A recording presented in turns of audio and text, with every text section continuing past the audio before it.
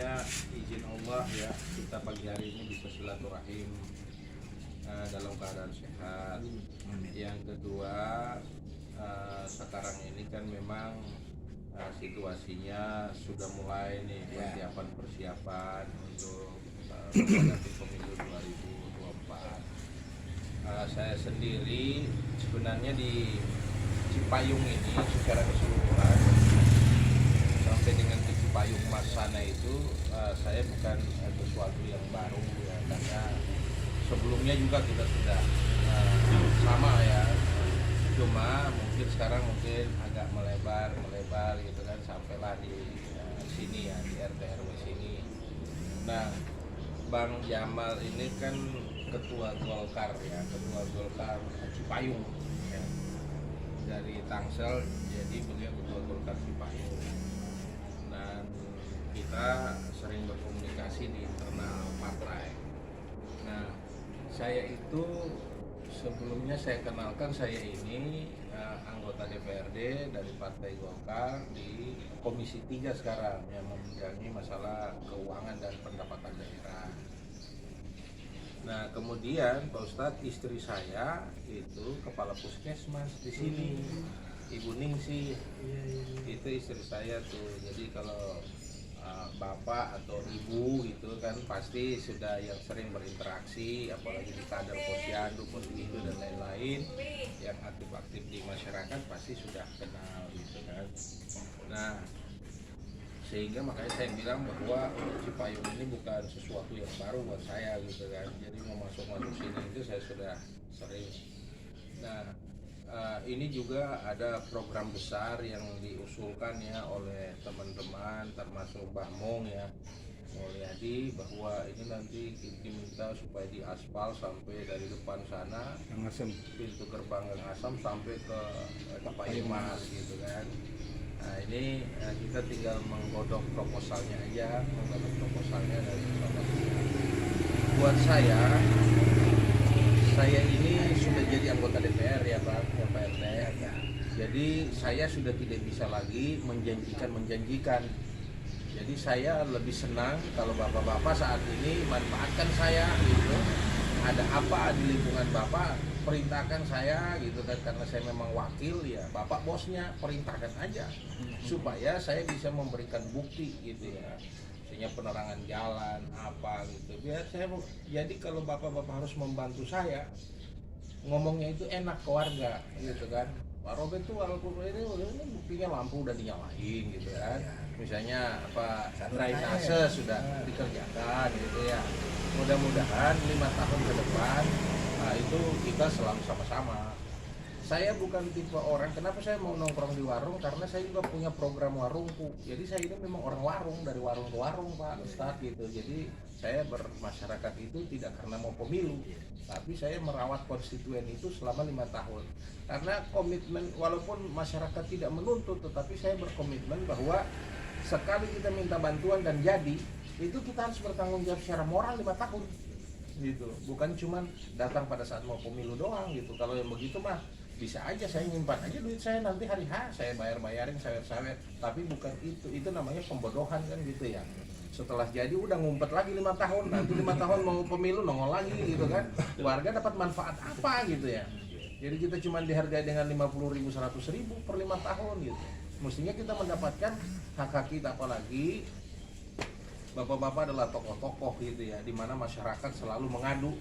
Pak ini Pak ini DBD minta disemprot, minta difogging Pak, ini segala macam Pak, rumah sakit nggak ada ini tempat, ini penuh kamar segala. Nah ini mau ke siapa? Jadi kita itu harus saling berjaring ya, namanya jaring laba-laba gitu kan. Orang di mana-mana sukses itu tidak dia harus sistem piramida begini. Itu piramida, itu manajemen TNI kan begitu. Tidak ada semua jadi komandan, itu nggak ada gitu kan. Tidak mungkin misalnya kita naik Pinang ya, panjat Pinang yang 17 Agustus, nggak ada mungkin kita naik bareng-bareng nih, ada 8 orang kita naik bareng-bareng ke atas itu, sampai di atas bareng-bareng itu nggak ada, roboh batang pinangnya kan. Yang ada adalah siapa yang punya potensi di antara kita. Kalau dalam Islam itu serahkan segalanya sama yang ahlinya. Nah, kita dorong dia gitu kan. supaya sampai di puncak pohon pinang itu kan rezeki gantungan tuh, bergantung. Ada yang ada TV, ada radio, ada sepeda, ada apa, tinggal dipetik-petikin. Pak Robert, saya maunya sepeda, ya tinggal kita petikin sepeda, kita kasih sepeda. Pak Robert, saya mau kaos yang kuning, ya kita ambilin kaos kuning selama itu ada, gitu kan. Seperti itu kira-kira gambarannya. Tapi kalau kita tidak seperti itu, selama ini kan pemilu bukan barang baru juga kan ya. Kita sudah beberapa kali mendukung orang gitu ya, mencalonkan orang. Coba kita evaluasi, ada nggak manfaatnya sih buat kita gitu. Jadi pemilu itu adalah politik, politik itu adalah kepentingan. Jadi bahasa sekarang itu harus TikTok, kepentingan itu harus dua arah. Tidak bisa cuma dia doang. Kalau saya sudah jelas mau jadi anggota dewan, kalau Bapak mau jadi apa? Nah ini sebagai penanggung jawab lingkungan, Bapak kan harus berprestasi di mata masyarakatnya. Nah program-program inilah yang kita bangun, yang kita turunkan, supaya Bapak di warga itu juga bisa petantang-petantang nih, gue udah bangun ini, saluran udah gue beresin, itu lampu udah nyala gitu kan, ini kan enak ngomongnya tuh. Kalau kagak bisa lah Pak RT, ini udah mau pemilihan RT lagi, Pak RT ngapain baik gitu lah. Nah gitu. Sementara menunggu musrenbang lama banget, 5 tahun juga. Itu belum tentu dapat. Nah sudah sejak Pak RT dilantik ajukan musrenbang sampai Pak RT udah ganti 2 kali juga belum tentu. Belum juga. Nah, itu. Jadi kita ini mendekatkan dengan apa yang kita harapkan bersama. Seperti itu aja sih Pak Ustadz niatnya. Jadi kalau saya ya memang saya tipikalnya kita belusukan gitu. Tidak ada waktu hari ini, pokoknya kayak sekarang ini ada jadwal paripurna. Mungkin anggota dewan yang lain sekarang lagi leha-leha di rumah gitu kan. Nanti sudah jadwal paripurna berangkat kantor. Kalau saya dari pagi ini sudah ada acara kedua saya nih di sini gitu. Satu hari itu 10 titik gitu. Satu hari tiap hari seperti itu. Walaupun sudah tugas keluar kota misalnya Senin, Selasa, Rabu gitu, tugas keluar kota. Saya berusaha pulang karena apa? Warga lebih penting buat saya daripada saya nginep di hotel. Gitu. Seperti itu Pak. Orang bilang lah Pak Robert kan lagi dinas luar, kenapa ada di sini? Ya, gitu saya bilang ngapain saya berleha-leha di hotel? Di rumah juga enak kok ngoroknya. Kan yang penting dari pagi saya sudah bersama warga, itu masalahnya. Kadang-kadang Pak Ustadz ada rapat paripurna seperti ini, tetangga meninggal. Ya saya harus mendahulukan tetangga daripada paripurna. Kan ini urusan saya. Seperti itu. Jadi saya tidak punya, saya itu prinsipnya kalau misalnya anggota DPR itu tugasnya mendengarkan aspirasi masyarakat, kalau saya tugasnya menjemput aspirasi. Kalau mendengarkan ya bisa didengar udah masuk ke telinga kiri keluar telinga kanan udah selesai kan. Tapi kalau kita jemput, misalnya ada data, ada apa ya, ini yang kita jadi perjuangkan. Jadi bapak-bapak sekalian, sekali kenal saya tidak perlu ragu-ragu untuk menugaskan saya apa gitu kan. Apapun ditugaskan ke saya gitu. Baratnya ya kalau misalnya kita kudu ngopi-ngopi, saya ada duit, ayo kita ngopi. Kalau nggak ada duit kan paling Pak RT yang bayar kan gitu ya. Bisa gitu. Yang penting kan ngumpul dulu. Bayar tuh siapa?